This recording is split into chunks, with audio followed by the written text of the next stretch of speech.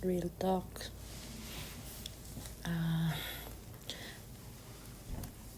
Yung kabilang magaling na vlogger, pinapatamaan ako.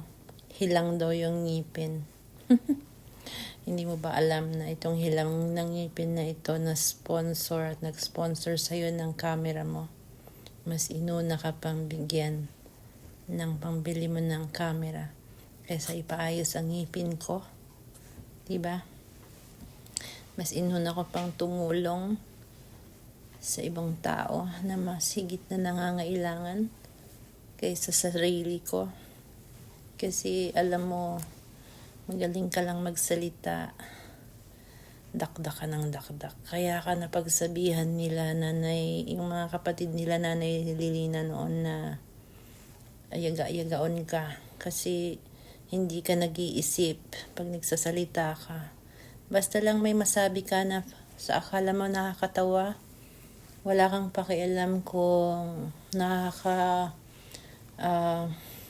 nakakabastos ka na ng tao.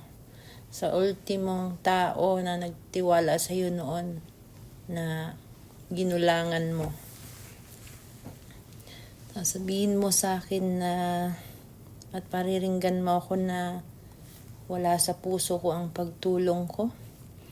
Diyan mo makikita na kaya hilang ang ngipin ko kasi hinihintay ko yung insurance ko. Yung health insurance ko ang gagamitin ko para ipaayos yung ngipin ko.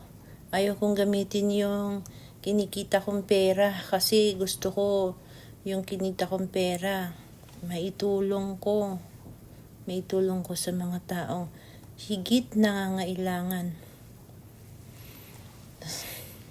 Yung paratang mo sa akin na yung pakitang tao lang ang pagtulong, I don't think so. Paano naging pakitang tao yun? Ang pagtulong ko. Sinabi mo lang yon kasi wala ka nang napapakinabangan sa akin. Ang tao kasi pag wala nang pakinabang sa'yo, wala nang kwenta sa'yo, no? Pero pag yung tao may nauuto mo pa, nabibilog mo pa yung ulo, ayun, puri ka ng puri. Sila yung 100 million times angel sa'yo, no?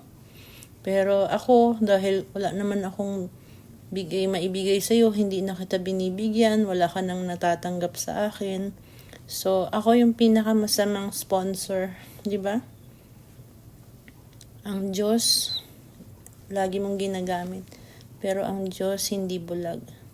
Alam ng Diyos kung sino ang ginagamit lang ang pangalan niya.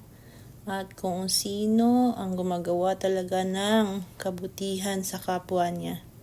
Kung yung sinasabi mong kabutihan ginagawa mo sa kapwa mo ay totoo, harinawa ay totoo.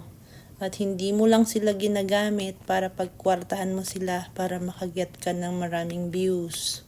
Para malaki ang kikitain mo sa YouTube. No? Ako, wala naman akong inaasahan dito sa YouTube ko. Itong account kong ito wala naman akong inaasahan dito. Mailabas ko lang yung sasaloobin ko.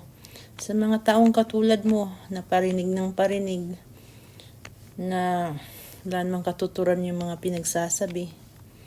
Hindi ko malaman kung anong pinanggagalingan ng iyong hinanakit. Nakinabang ka rin naman sa akin noon.